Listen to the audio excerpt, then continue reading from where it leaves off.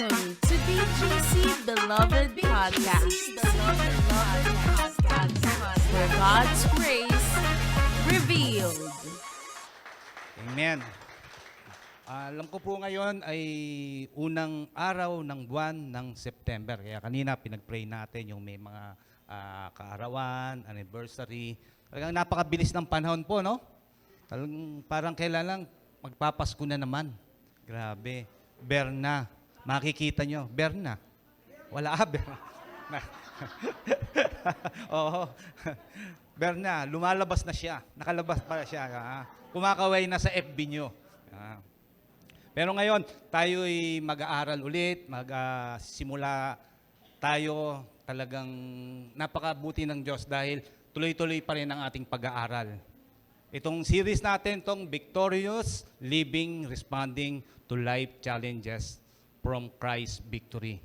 Ilang buwan na po natin to, or ilang linggo na po natin binabagtas ang series na pong to. Amen? Kaya ngayon, samahan niyo po ako sa pagbabasa ng Psalm 23 verse 1 hanggang 6 para ito'y ating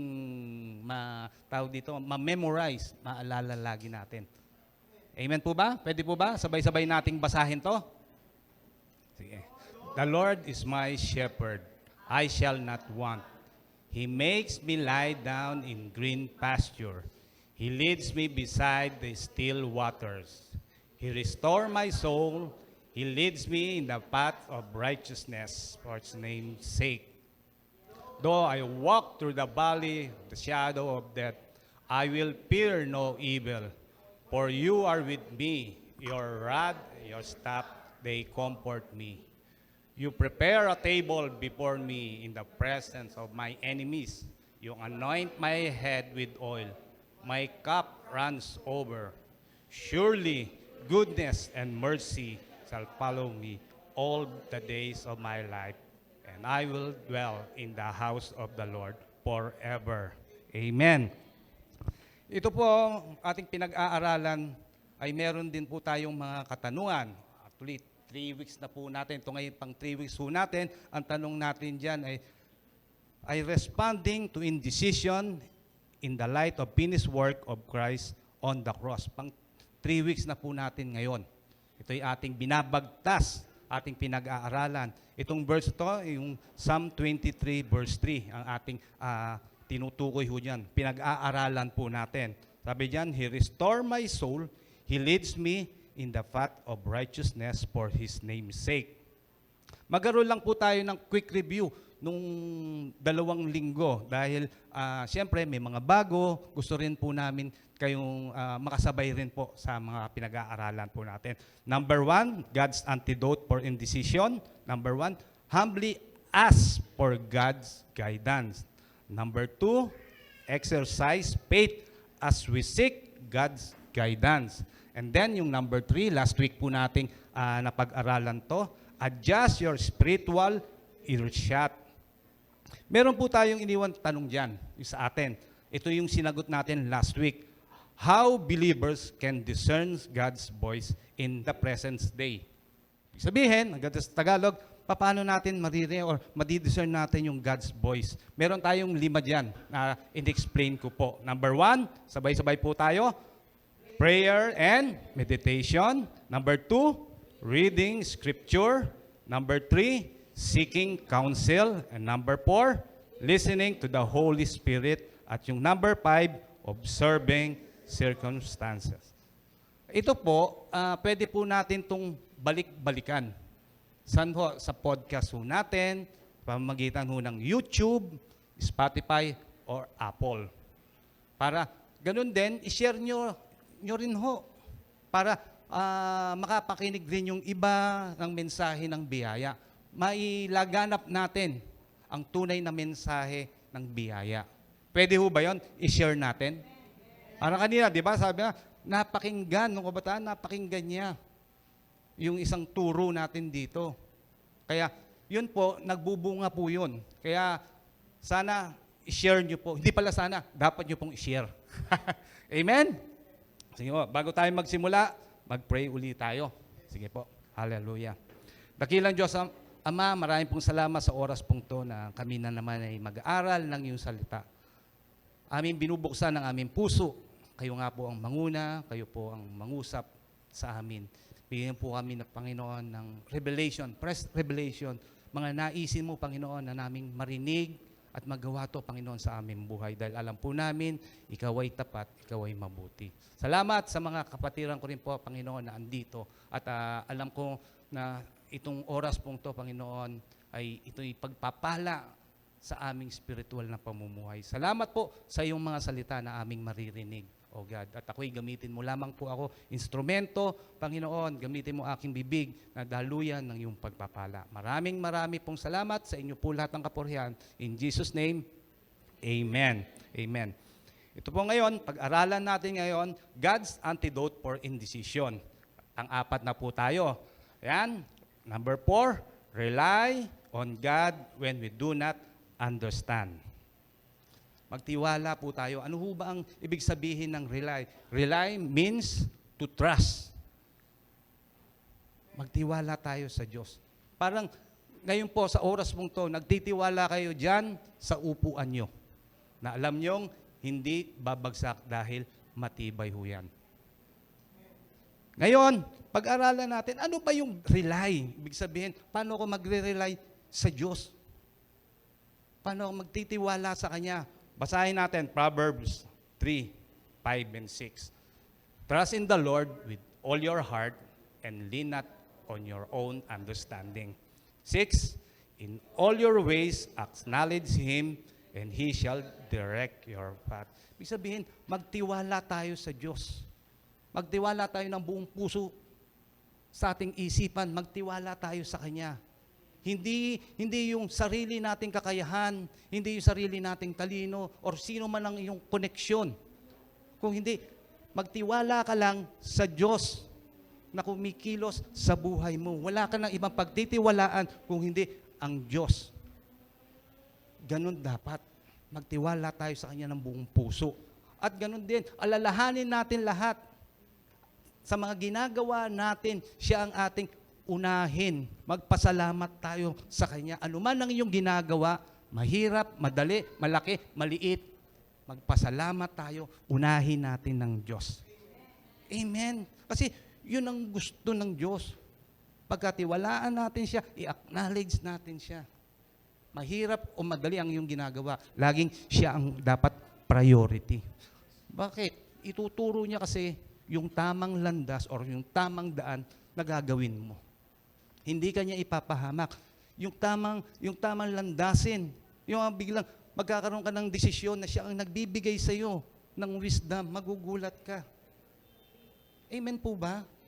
Yun ang gusto ng Diyos. Magtiwala ka, i-acknowledge mo siya ng buong puso at buong kaluluwa mo. Amen? Kasi pag ikaw nakadepende ka talaga sa Diyos, talagang matibay ang iyong sandalan. Nakasandal ka talaga sa pader. Hindi ka nakasandal sa tao, dahil ng tao, bigla ka, ay ito, kontak ko to. Di ba? Bigla ka lang iiwan, pero ang Diyos, hindi ka niya iiwan. Sa lahat ng pagkakataon, lagi mo siyang kasama. Amen? Palakpakan po natin ang Diyos. Lagay niyo po sa inyong isip na tayo yung tupa. Nawala kung saan tayo napunta. Wayward talagang. Kung saan tayo napunta, pero hinanap tayo ng shepherd, yung pastol natin. Amen. Ang bait-bait niya. Kaya nakita niyo, di ba? Sabi, ang kulit. Ang kulit tayo yun eh. Isipin niyo, tayo yung nawala pero hinanap tayo ng Diyos. Dahil sa pag-ibig niya, mahal na mahal ka ng Diyos. Sabihin mo sa sarili mo, mahal ako ng Diyos. Sabi diyan, it's okay when you don't know which way to go. You only need to follow our shepherd. He will guide us. We don't always see the big picture. We don't always know the final destination. But we can trust God as we follow Him closely day by day. Talaga sa totoo lang, hindi po natin alam ang bukas or mamaya o ang future natin. Basta ang kailangan lang, ang gusto ng Diyos, magtiwala tayo sa Kanya. Sa Kanya tayo sumalig. Sa Kanya tayo magtiwala ng buong puso. Yun ang gusto ng Diyos. Para yung kanina, yung tupa na nawawala. Pero nung narinig niya, tawag pastol, nagtiwala siya, di ba? Sumusunod lang siya. Tayo ganun din, magtiwala tayo ng buong puso sa ating Diyos na buhay. Trusting the Lord begins by believing in Jesus for salvation. Sa Panginoon lang tayo magtiwala. Nagsisimula ang pagtitiwala sa paniniwala sa ating Panginoong Hesus sa tinapos niya sa krus ng Kalbaryo. When we trust Him, we acknowledge Him. Magpasalamat tayo sa Kanya, sa Kanyang pagmamahal. Tingnan nyo, Acts 4:12, sabi diyan, sa Tagalog, the Bible Pinoy version, si Jesus lang ang may kapangyarihang magligtas. Wala nang ibang pangalan sa mundong ito na ibinigay ng Diyos ang pwedeng magliligtas sa atin. Ang Panginoong Hesus lang. Wala nang iba tayong tatawagan kung hindi ang ating Diyos na tunay na nagmahal. Pinakita niya to sa krus ng Kalbaryo. Mas lalo natin siyang makikilala ang pag-ibig ng Diyos. Kung tayo ay nagbabasa ng salita ng Diyos, tayo ay nagpe-pray tayo, kung tayo may Bible study, pumunta po tayo sa Bible study, yung gantong gawain ho, tulad ngayong Sunday, dahil gusto niyo ang ating spiritual na pamumuhay ay lalong lumakas. Mas lalo natin maunawaan ng Diyos. Kasi communication po yan eh. Pag nagbabasa ka, nakikita mo yung pag-ibig ng Diyos sa'yo na babasa mo. Naririnig mo sa mga gantong sermon yung pag-ibig na ginawa ng Panginoong Hesus sa krus ng Kalbaryo sa lahat ng mga tinapos niya. Ito yung nagiging kalakasan po natin. Amen po ba? Ganun din sa mag-asawa, di ba? Gusto nating nakikipag-usap, meron tayong komunikasyon. Kahit sa mga anak, nalalaman mo kung ano yung gusto niya, ano yung ayaw niya. Kaya ngayon, nalalaman natin sa pag-aaral ng salita ng Diyos kung gaano kanya kamahal. At ganun din, siyempre, dahil nalaman mo kung gaano ka kamahal ng Diyos, siyempre, ang response mo rin, siyempre, yung pagmamahal mo rin sa Kanya. Dahil alam mo kung paano niya binigay niyang kanyang sarili. Nagtiwala ka ngayon. Kaya sa bawat desisyon mo, alam mong kasama mo siya. Sa bawat lakad mo, kasama mo ang Diyos. Sa bawat ginagawa mo, kasama mo siya. Dahil alam niya, hindi ka niya iiwan, hindi ka niya pababayaan. Nagre-rely ka ngayon sa Diyos. Yung sariling lakas mo, inisantabi mo, dahil alam mo, kung wala ang Diyos, wala ka rin. Kaya, rely on God when we don't understand. Alam nyo, merong isang pangyayari sa Exodus. Sa book of Exodus, for 400 years, naalipin ang Israelita sa bansang Ehipto. For 400 years, talagang alipin sila. Yung mga Israelita. Ngayon, sila'y nananalangin sa Diyos. Tinugon sila ng Diyos, ginawa ng Diyos, sa pamumuno ni Moses, sila'y nakalaya. Nakalaya sila. Mababasa nyo to sa Exodus 14. Sila'y nakalaya na. Sabi, umalis na sila, lahat sila, almost mga 3 million mga Israelita, naglakad sila. Habang sila'y naglalakad na, malayo na. Ngayon, ang Pero, o yung paraon, nagbago ang isip.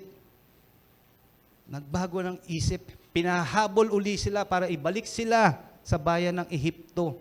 Ang gagawin sa kanila, alipin, kung hindi naman sila ipapatayin. Kaya ang ginawa, hinahabol sila yung mga Israelita ng mga army ng Egypt habang sila'y naglalakad. Nakita nila sa harapan nila, dagat, sa kaliwa, kanan, bundok, na hindi mo pwedeng madaanan. Ang laking problema nun. Pinalaya ka, pagdating doon, hinahabol ka ng mga Egyptian army, pagtingin mo sa likod, ayun na nga, nasa likod na yung mga Egyptian army. Saan ka pupunta? Siguro nasa isip na, wala na. Dead end na to. Kung babasahin niyo po dyan, sa Exodus 14, alam nyo, sabi nga ng mga Israelita, bakit kasi Moses, inalis mo pa kami sa Egypt? Dito lang pala kami mamamatay. Nagmurmur na naman sila. Dito mo lang pala kayo dadalin para kami mamatay. Pero di nila naisip ang kabutihan ng Diyos. Isipin nyo, merong nakahanda ang Diyos na milagro sa kanila. Amen ba? Merong milagrong gagawin ang Diyos na dapat lang magtiwala tayo sa Diyos. Ano man ang masakit na sinabi nila kay Moses, mababasa niyo ho doon, pero si Moses sumunod. Ang ginawa ng Diyos, sinabihan si Moses. Diba? May isang milagro. Talagang sinabi, Moses, yung tungkod mo, itapat mo sa Red Sea, sa dagat. And then, yung kwento nga pong yun, bumukas ang dagat na hati. Sipin niyo yun, yung milagrong yun, ginawa ng Diyos na alam ng Diyos ang kanyang gagawin. Bumuka ang dagat, naglakad sila. Sipin nyo, naglakad sila, hindi basa, tuyo. Hindi nasira ang kanilang panyapak, mga tsinelas nila, whatever doon, sila yung habang naglalakad. At yung dagat, kaliwat kanan, parang pader. Tuloy-tuloy hanggang sila'y nakatawid ng Red Sea. Tingnan mo, yun ang miracle ng Diyos na alam natin, siya lang ang may alam. Amen? Kaya alam niyo ba, nung panahon din na tumagal, sinulat pa rin ni Moses. Basahin natin. Psalm 77, verse 19 hanggang 20. Basahin po natin. Your road led by a path through the sea, a pathway no one knew was there. You lead your people along that road like a flock of sheep with Moses and Aaron as their shepherd. Isipin niyo yun talaga. Walang nakakaalam na kanilang dadaanan. Dagat, dalawang bundok na hindi mo pwedeng lakaran. Pagdating mo sa likod, tiningnan mo yung mga Egyptian, hinahabol na kayo. Pero gumawa ang Diyos ng daan para sa mga Israelita. Ganon din tayo. Alam ko na meron tayong mga pinagdadaanan. Hindi ko alam sa inyo kung alin yun. Pero ito ang nais lang Diyos na ipaalam sa inyo. Merong gagawing Diyos. Merong gagawin ng Diyos sa inyo. Meron siyang daan na ipagkakaloob sa inyo dahil alam niya kayo ay kanyang anak. Mga beloved, amen? Hindi man natin ito nakikita, pero may gagawin ng Diyos na daan para sa inyo. Kahit sa kalgitnaan, yung tinatawag nga doon, di ba? Bundok ng problema, umaapaw, nalulunod ka na sa problema. Kaliwat kanan, tingnan mo. Wala ka nang makita, puro problema. Apaw na problema, bundok ng problema. Pero ang gawin mo lang, tumingala ka, tingnan mo, mas malaki ang langit. Mas malaki ang Diyos kaysa sa problema mo. Amen ba? Tungo mo lang ang ulo mo. Lord, alam kong meron kang sagot. Alam kong ikaw ang gagawa ng daan. Ano man ang sitwasyon, hopeless man sa tingin mo. Para yung bayan ng Israel, yung mga Israelita, wala na silang makita. Yung sitwasyon nila, down na sila, dead na, discouraged na sila. Pero tandaan nyo, yung faith na pinagalob sa inyo, yung faith ni Lord na nasa inyo, palabas inyo, magtiwala kayo, bubuksan niya ang pintuan. Kaya sinasabi ko, kahit na paulit-ulit to, merong miracle na gagawin sa buhay nyo. Amen! Ililid ka sa tamang daan ng Diyos, tamang pathway. Dahil ang gusto ng Diyos, bigyan ka ng buhay na kaaya-aya, buhay na pinagpala. Amen? Tingnan natin. John 10:10b. I have come that they may have life, sabi niya, and that they may have it more abundantly. Yun ang gusto ng Diyos. Bigyan ka ng sambuhay na ganap at kaaya-aya. Ayaw kanyang mapahamak. Dahil ang tao, alam niyo po ba, talagang papunta yan, patungo yun sa impyerno. Pero dahil sa pagmamahal sa atin ng Panginoong Hesus, yung kanyang sakripisyo at kamatayan sa krus ng Kalbaryo, binigay niya ang kanyang buhay para tayo'y iligtas. Amen. Grabe. Pag lagi kong naisip yun, lagi kong nakita, Lord, thank you sa pagmamahal mo sa akin.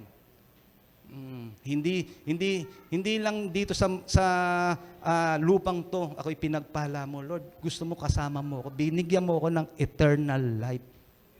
Amen. Kaya mga kabilabed, patuloy lang po tayo, mag-rely tayo sa Diyos, magtiwala tayo sa Kanya.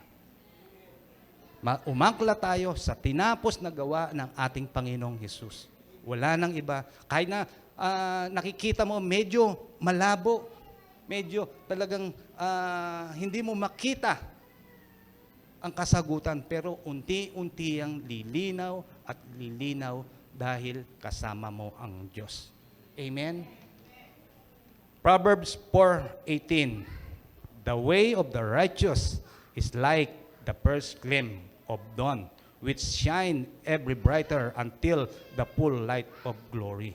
Amen. Tayo'y nagninining o nagliliwanag. Ba't tayo nagliliwanag? Because we are righteous. Amen? Hindi dahil tayo righteous sa gawa natin, sa kabutihan natin, kung hindi sa righteousness ng Panginoong Hesus.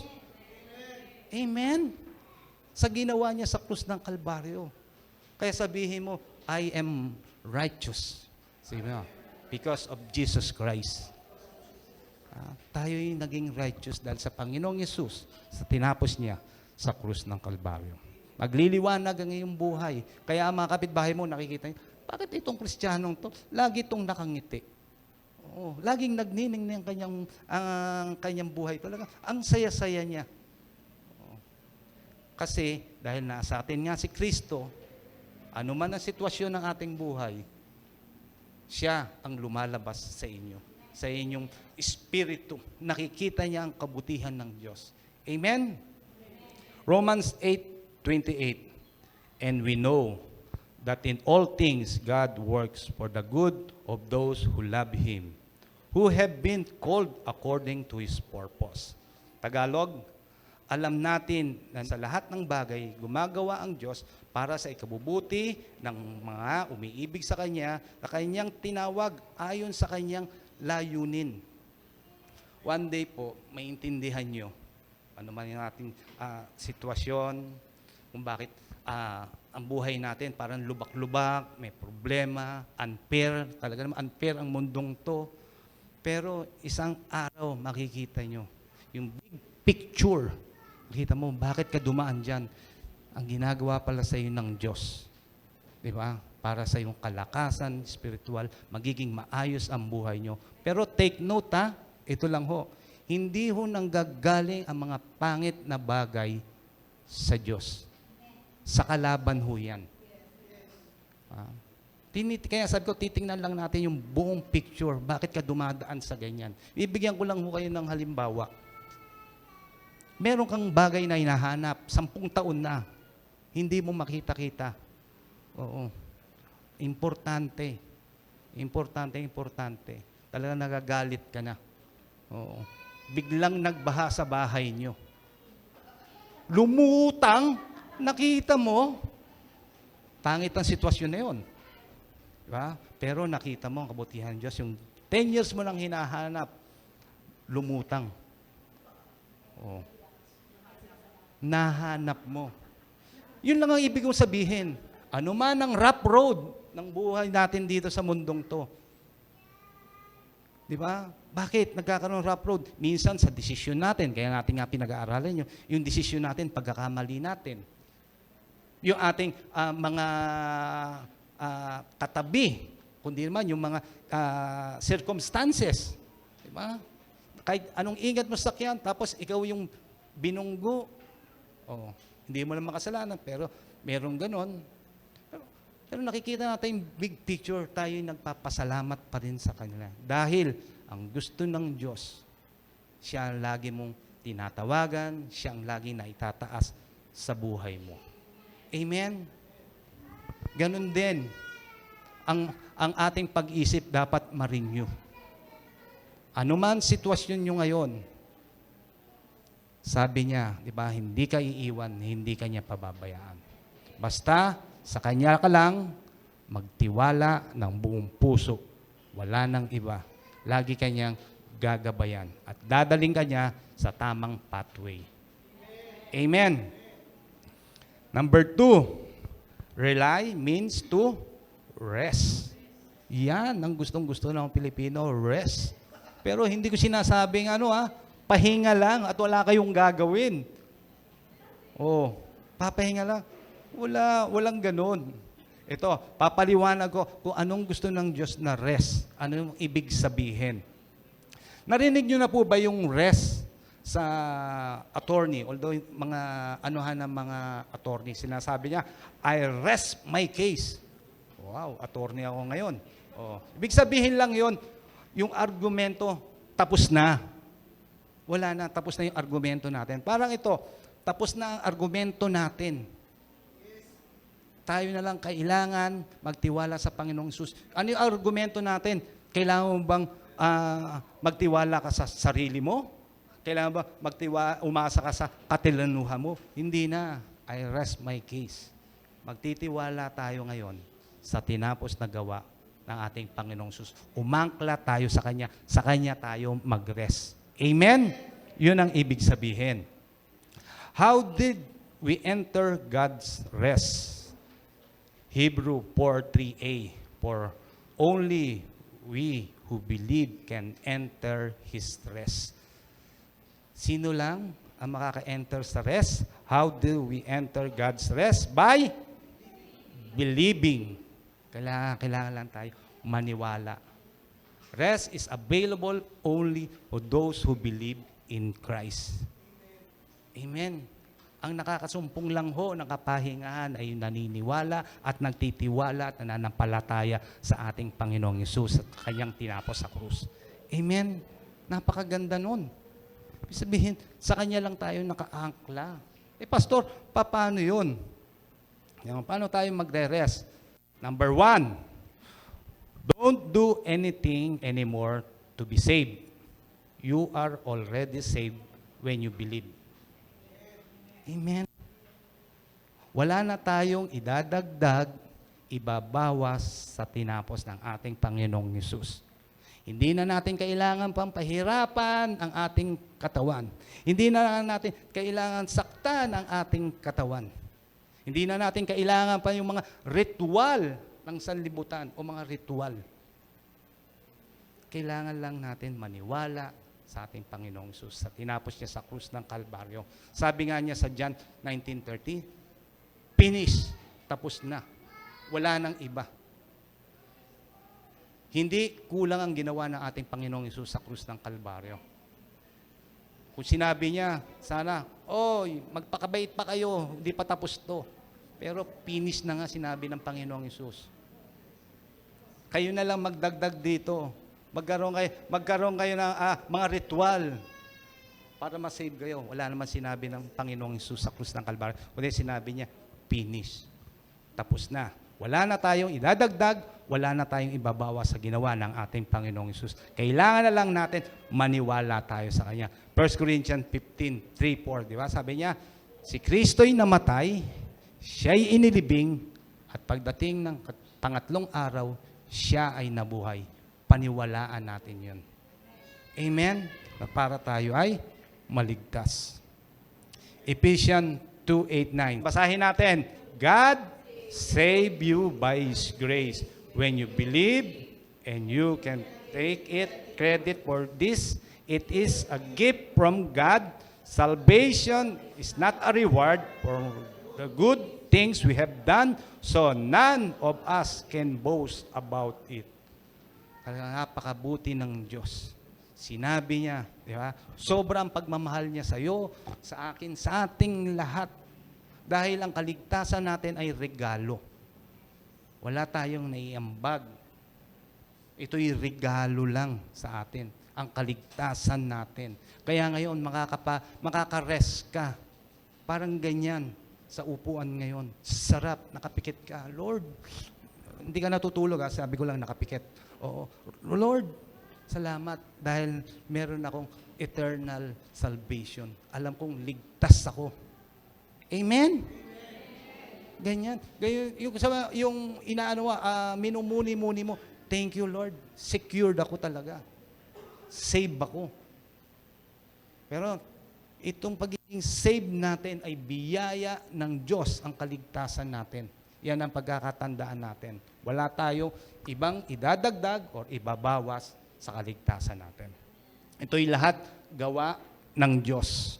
Amen. Number 2, don't do anything anymore to be blessed. You are already blessed. Amen. Ikaw ay pinagpala na. Sabihin mo sa katabi mo, you are blessed. Yeah. Amen. Ephesians 1:3. Basahin natin. Praise be to God and the Father of our Lord Jesus Christ, who has blessed us in the heavenly realms with every spiritual blessing in Christ. Kaya sabi, pag ikaw, you are in Christ, we are already blessed. Tayo pinagpala na. Alam nyo, sa Greek word ho yan, ng blessed, pag-aralan natin, ay eulogeo. Pero dalawang salita ho yan eh. Yan, nakikita nyo, dalawang salita yan sa Greek word. Yung you, ibig sabihin, good, prosperity, and abundance. Yung logeo means to speak, magsalita ka, sinasabi mo. Kaya dyan, pag pwede mong gawin, yung literal means, speak mo, speak good, prosperity, and abundance to someone. Ito, ang Diyos ang nagsasalita. Diba? Kaya sinabi ng Diyos, you are already blessed. Paniwalaan mo. Dahil yun ay sinabi ng Diyos na buhay na nagligtas sa iyo, pinagpala ka na. Wala nang argumento. Blessed ka na. Ang kailangan mo na lang, paniwalaan. Amen? Palakpakan natin ng Diyos. Wala na, tapos na. Sinabi na ng Diyos na ikaw ay pinagpala. Paniwalaan mo na lang ng buong puso mo. Ganon kabuti ang Diyos. Lahat ng gagawin mo, lalakaran mo, ikaw ay pinagpala na. Dahil nasa iyo si Kristo. Amen? Ang Diyos ang nagsabi niyan. Ba tayo, di ba ini-speak lagi natin, di ba, mabuting bagay?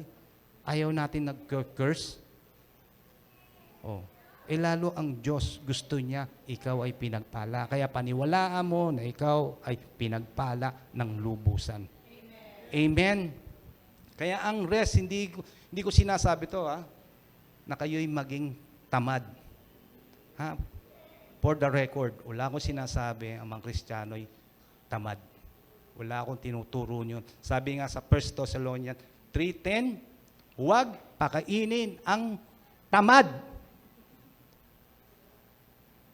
Oh, kaya mamaya marami tayong pagkain. Pag meron kayong nakitang hindi pinakain, ha? Dami yan. Kasi birthday ni Pia eh. Oh, happy birthday. Oh. Ha? Dapat di tayo maging tamad. Bible, nasa Bible din yan, ha?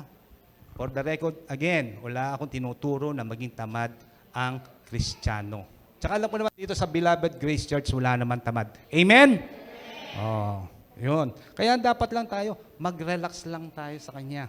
Ibig sabihin, di ba, sa Kanya tayo nakaangkla. Ngayon, pag ikaw ay Monday na, di ba, pag Monday, karamihan na iba sila, Monday na naman, trabaho na naman to. Ano na naman, pasakit na naman. Pero ngayon, hindi na yun ang sinasabi mo.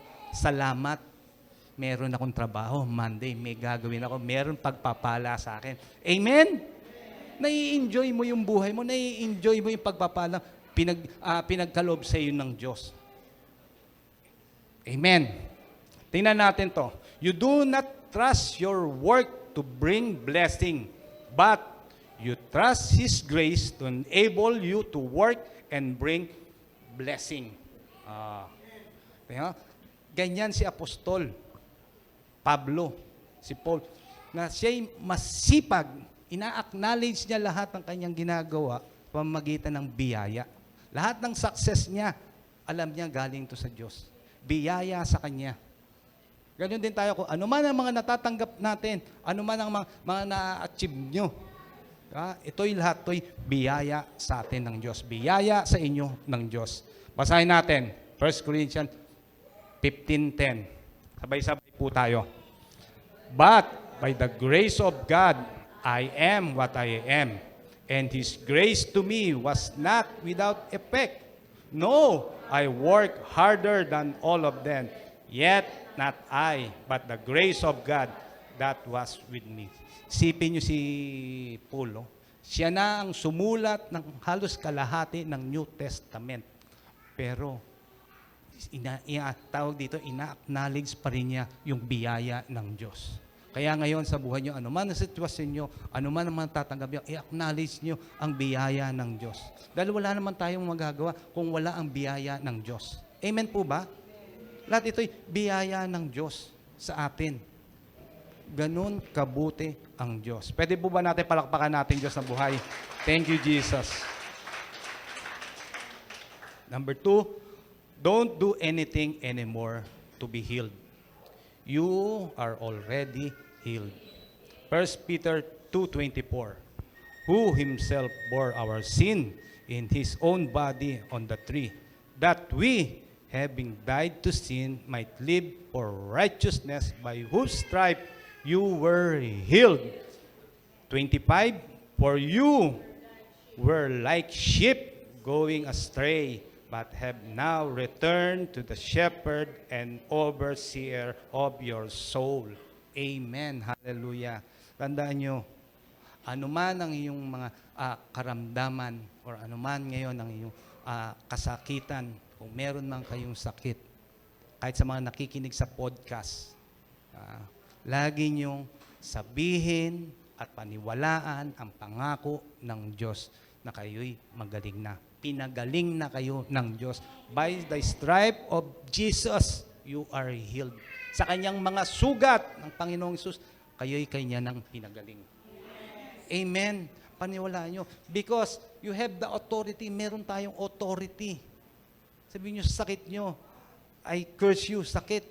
In the name of Jesus, umalis ka sa aking katawan. Meron kang authority. Pinagkaloob sa iyo ng Diyos. Nasa born again spirit mo, palabasin mo lang. Kaya kayo, di ba? Kahit kayo mga Kristiyano, pwede kayo mag-pray sa mga may sakit. Ilayhan niyo yung kamay niyo. In the name of Jesus, I have the authority. In Jesus' name, umalis ka, lagnat, ubo, sipon, in the name of Jesus. Paniwalaan nyo, palabasin nyo sa born again spirit nyo. Amen po ba? Alam nyo, dahil we are a child of God, pinagkaloob sa atin to. Basta panampalatayaan lang natin. Kasi dati alam nyo, tayo ay tupang ligaw. Pero dahil dyan sa 25, di ba? Ginawa ng Diyos, di ba? Pinaniwalaan natin siya, narinig natin siya, tayo mga tupang ligaw. Ngayon, nakabalik na tayo sa ating shepherd. Sino yung shepherd natin? Si Jesus. Kaya ngayon, sabi nga, meron na kayong authority. Amen. Kaya nyo na magpalayas ng sakit. Kailangan lang natin maniwala at manampalataya sa ating shepherd, sa ating Panginoong Hesus. Amen? Ano-ano po ang ating mga napag-aralan ngayon? Yung dalawa, how to rely on God when you do not understand. Number 1, trust in the Lord. Number 2, rest on the finished work of Christ. Kaya, itong ating 4 na pag-aralan. 4 na pag-aralan natin within 3 weeks. God's antidote for indecision. Number 1, humbly ask for God's guidance. Number 2, exercise faith as we seek God's guidance. And then number 3, adjust your spiritual earshot. And then yung number 4 na ngayon natin pinag-aralan, rely on God when do not understand. Ano ang nababasa natin dyan sa acrostic na yan? Hear. Kaya dapat lagi natin pakinggan ang voice of our shepherd. Sino yung shepherd natin ulit? Si Jesus. Amen. Kaya ngayon, ang beloved thought natin, Christ is my shepherd. I can hear His voice. Amen. Hallelujah. Palakpakan po natin ating Diyos na buhay. Sige po. Manalangin po tayo. Hallelujah. Panginoong Hesus, maraming salamat po sa iyong mga salita na aming napakinggan, O Diyos. Talagang Ikaw ang aming shepherd, O Diyos. At kami, Panginoon, ay inaalagaan mo, kami yung tupa na yung minahal. Marami pong salamat, Panginoon Jesus. Sa oras pong to, O God, nilapit ko sa inyo ang mga tao, O God, na wala pang relasyon sa inyo. Kaya kung sino man dito ngayon sa bulwagang to, ang wala pang relasyon sa Panginoong Jesus, inaanyayahan ko kayo na kayo ay manalangin. At ganun din sa podcast na nakikinig, kung wala ka pang relasyon sa ating Panginoong Jesus, inaanyayahan kita. Sabayan mo ko sa maiksing panalangin na to. Hallelujah. Panginoong Jesus, maraming salamat po Maraming salamat po na ikaw ay namatay na ikaw ay naman sa krus ng Kalbaryo. sa krus ng Kalbaryo. At ako'y naniniwala At ako ay naniniwala na ikaw ay nabuhay na magmuli. na ay naman ang buhay na muli. Kaya tinatanggap kita Natanggap kita bilang aking Panginoon bilang aking Panginoon at tagapagligtas. at tagapagligtas. Kayo na po Ngayon na po ang maghari ang naghahari sa aking buhay. sa aking buhay. Isulat niyo po Sulat niyo po ang aking pangalan ang aking pangalan sa aklat ng buhay. sa aklat ng buhay. Salamat po Salamat po sa pag-ibig mo, sa pag-ibig mo, Panginoong Yesus. Panginoong Jesus. Amen. Amen. Ako na lang mananalangin. Kagilan Diyos Ama, narinig mo ang sambit ng aking kapatiran na andito at sa podcast na nakikinig na binanggit nila, Panginoon. Sinambit nila, tinanggap ka bilang Panginoon at tagapagligtas ng kanilang buhay. Salamat po, O Diyos. Alam ko na kayo na po ang nagpala sa kanila, sa kanilang buhay, kanilang spiritual na pamumuhay, ang kanilang pisikal na pangangatawan. Pinagpala mo na, O Diyos, ang mga naisin nila, Panginoon, ay tinugon mo na. Thank you po, Panginoon, sa kapatiran ko to na tinanggap ka nila bilang Panginoon at tagapagligtas. Hallelujah. Salamat po. In Jesus' name, Amen. Pwede po ba tayong tumayo at manalangin tayo? Hallelujah. Thank you. Thank you, Lord Jesus. Hallelujah. Thank you, Jesus. Panginoong Jesus, salamat po sa mga napag-aralan namin na ikaw ang aming pastol. Na hindi mo kami iniiwan. Kami yung mga tupa na talagang minahal mo, O Diyos. Salamat. Hindi ka nagbabago. Noon, ngayon at magpakailanman. Salamat sa pinagkaloob mong kaligtasan sa amin. Salamat dahil ito'y biyaya mo. Wala kaming maiambag, O Diyos, para kami maging matuwid sa iyong harapan. Pero salamat sa aming Panginoong Yesus na aming tagapagligtas. Ang ginawa niya sa krus ng Kalbaryo, alang-alang para sa amin. Kami iligtas at pinagpala, O Diyos. Kaya lahat man ng anong aming tinatanggap, O Diyos, ito'y lahat ay regalo mo sa amin sa buhay na to.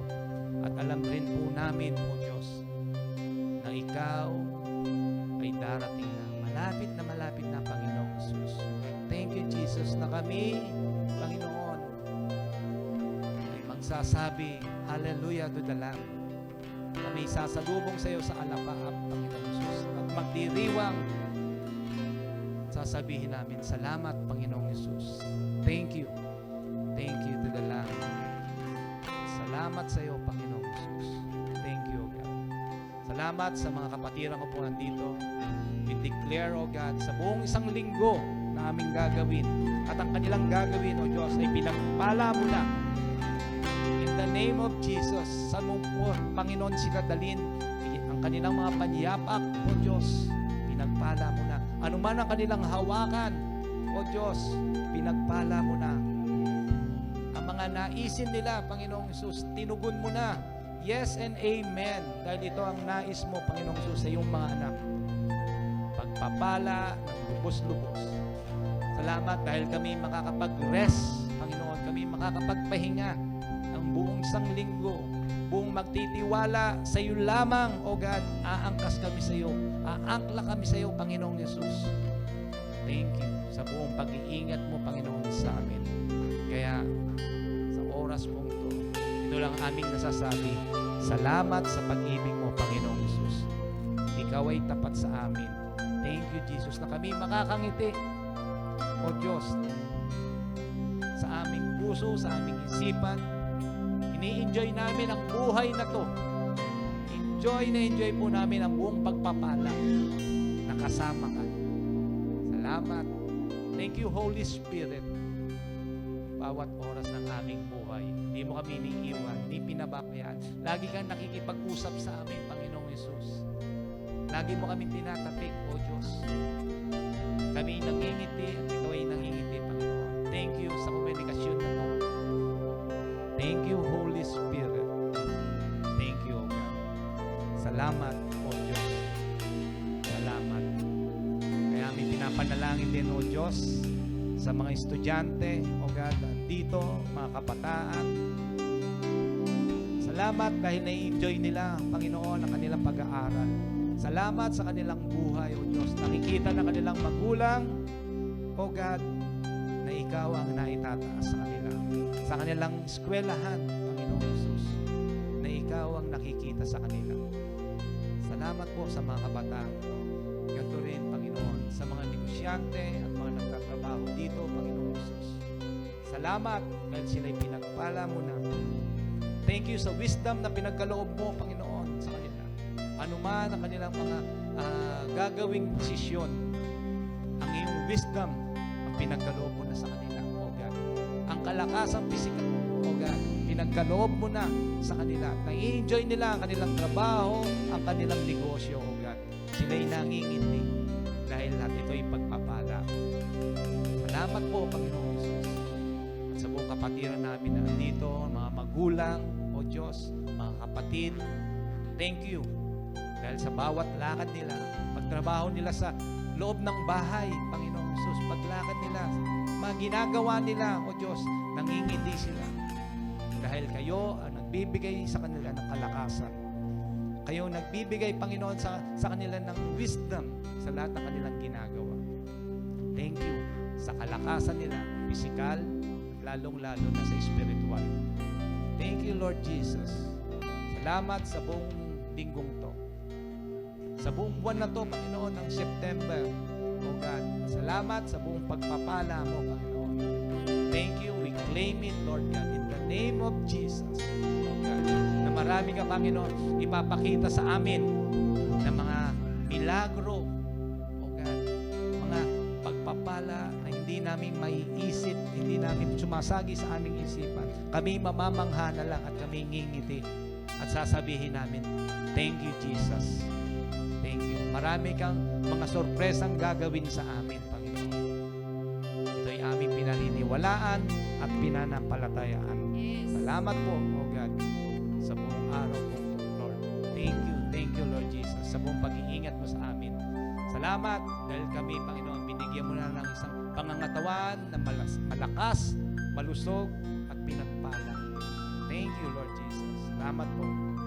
Sa inyo po namin lahat binabalik ang kapurihan. Sa tanging pangalan ni Jesus. Amen and amen. Thank you for listening. This is PGC Beloved Podcast, where God's grace revealed.